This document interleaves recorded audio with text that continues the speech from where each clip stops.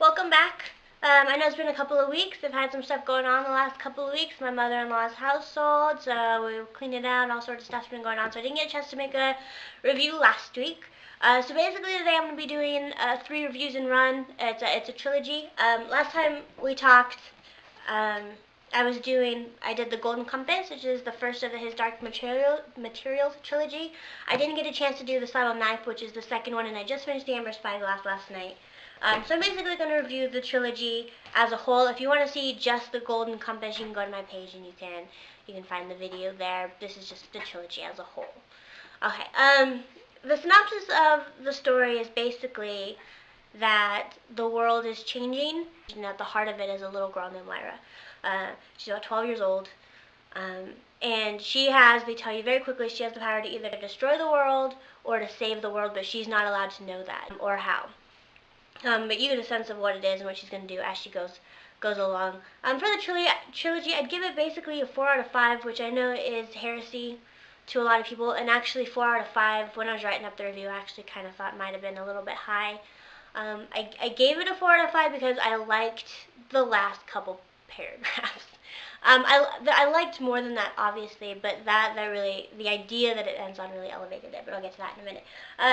Things I didn't like about it is that I really thought that it had an anticlimactic ending. I mean, it went on for like 100 pages after it ended, but for 3 books, you're building up towards this giant war. You're going to take down this terrible person, basically.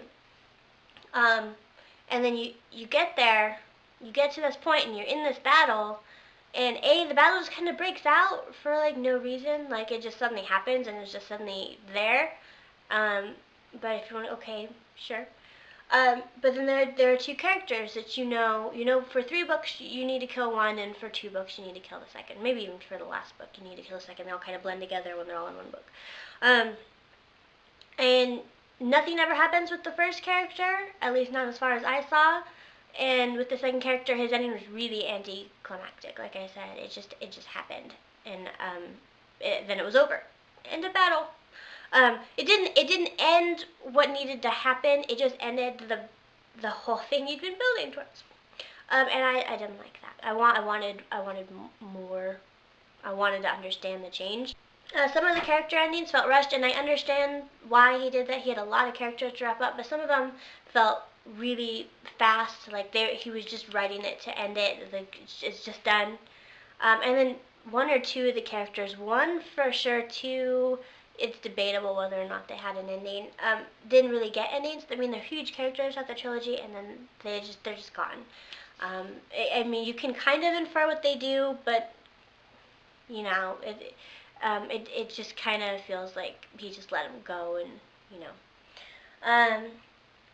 I didn't feel like it was satisfying when I got to the end of it. 2 of the secondary characters that you meet, they're bad guys. They just are in the first book, and then by the 3rd book, you're not really sure whether or not they're good guys or bad guys. Like they're both, but they're not, and you don't really understand the change. Like they're straight up evil in the first book, and then they're on the fence, kind of, and maybe good, maybe bad. You kind of make up your mind in the 3rd book, and there's no explanation for the change. You don't follow them until the 3rd book, and you don't follow them for very long. And there's different people. Like book 1, you see them, they're this person, and book 3, you see them, and they're this person, and there's just nothing in between. And I hated that a lot, actually, because it was such a polarizing change. It didn't make me happy, because I want to understand the characters, you know. Last thing that I can say that I really didn't like about it is that I never liked Lyra, and that I know is another heresy, but I hated Lyra. She was supposed to be about 12 years old. It's a young adult book, kind of, but I could not get the way she talked and the way she acted. I couldn't help but picture like a little 7-year-old in like a little blue dress with white lace underneath and little brown pigtails. I'm not kidding. I'm very detailed in this. That's not what she looks like, but the way she talks is she talks like a little girl, not like a teenager or even a pre-teenager. She just talks like she's really young. Will, who is the same age as she is, maybe a year or two older, I could buy him as a teenager. He made sense as a teenager. But rather than them being, comrades or partners, I always felt he was protecting her because he, like his little sister, and that's totally not the tone you're supposed to get, which you can, garner by the end. Things that I did like is I did like the idea that he came across that everything is cyclical.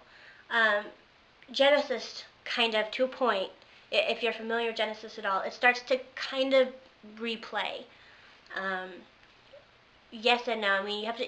It's much deeper than that. I'm just trying to put it into simple terms. Basically, the fall of Adam and Eve, and the serpent and the apple and all that. That is all something that comes around again, but it comes around in more modern ways. And that's part of the way that things have to change. Minor spoiler, not really, because you can guess it by the middle of book one. Another thing that I really liked was the execution of story branches. I thought it was a really interesting way that he did it, even if the writing was a little slow and a little repetitive to me, and some things were unnecessary. He had an interesting way of telling the story, which was in book one, you're basically following Lyra. She's the center of everything. She has her prophecy. She has her alethiometer. Yeah, alethiometer. Um, and she's going on her adventure. And then as she meets characters, she meets Yorick the bear, which I have to fix something from my last video. I'm thinking about it. I said that I really liked the bear, Iofur, Yofur. That's the bad bear. The good bear is Yorick, and I mixed that up in my head. Okay, now we're set. Anyway, as you meet the characters, as you meet Lee Scoresby and Serafina Picala and Yorick Bjornison, you're meeting all these characters, and then they branch off into their own stories, and they all have their own parts to play in the course of this world. But it all stems from Lyra, which I thought was interesting. Like I pictured in my head as like a flowering effect with Lyra as the center.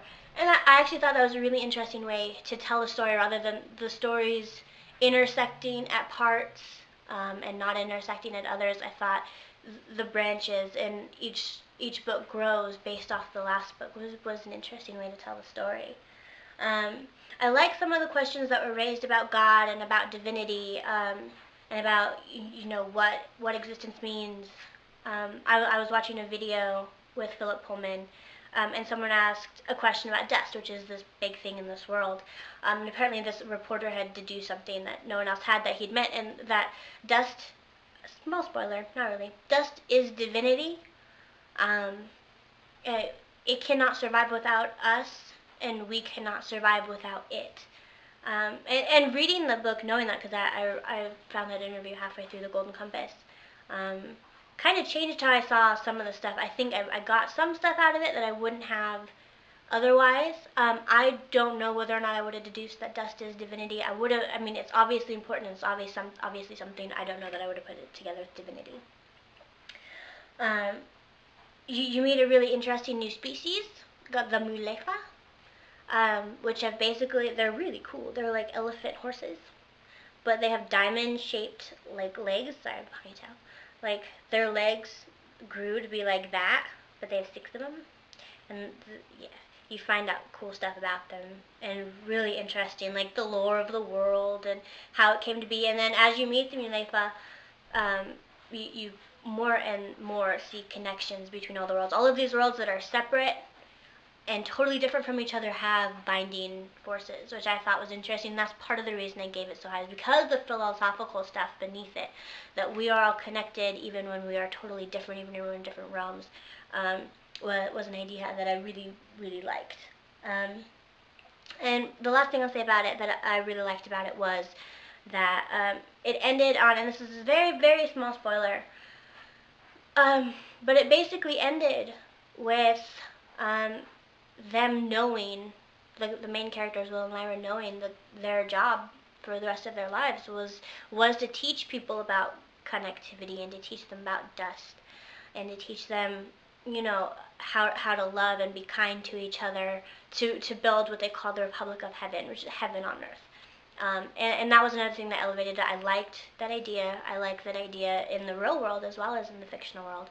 So I thought that was interesting. I thought it was good, and I was moved by it, if not by anything else in the series.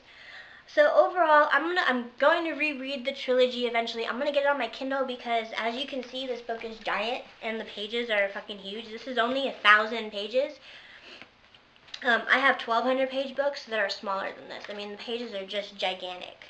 And the text is normal size. It's the same size as I have on other stuff. So it was heavy and it was hard to read and hard to carry with me. And that definitely impacted my reading experience. I found it hard to concentrate.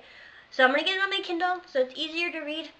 And I'm going to go in knowing what I know about it now. And I'm going to see if I can get something out of it that I didn't get before. Because I've been told by a couple of people that I really trust in, who I really value their tastes, that they just thought it was amazing. It's one of their favorite trilogies ever.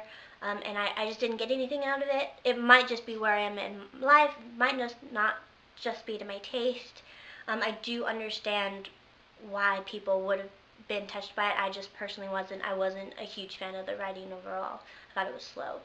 But I did enjoy the trilogy, despite what it sounds like. I think that you should give it a shot. Give book 1 a shot. If you don't like book 1, don't pick up book 2 and book 3, even though Subtle Knife is, to me, the best of the trilogy. I really actually liked the Subtle Knife. But pick it up. I mean, tell me if I'm missing something, you know. Tell me what you thought about it. Most people have read it. I know I've flown under the radar for a long time. I've had it on my shelf for years, and I've never read it. Like, look, this has a coming soon 2007 motion picture holiday 2007 sticker on it. So I've had it for a while and I'd never read it. And that's what I have to say about the His Dark Materials trilogy by Phillip Pullman. Next week I'm going to be talking about The Lies of Locke Lamora by Scott Lynch. I'm super excited about this book. I've been wanting to read this book for a while. It's been everywhere lately. I picked it up last night after finishing the Amber Spyglass. I meant to read like 20 pages before bed. I read almost 150. It pulls you in from page 1, from like sentence 1, and it just doesn't let go. So if the next 600 pages are as good as the first 150, I'm really excited to talk to you about that one next week. And with that, hope you find some good books to read. Don't forget to subscribe, go follow my blog, and I'll see you next week. Bye!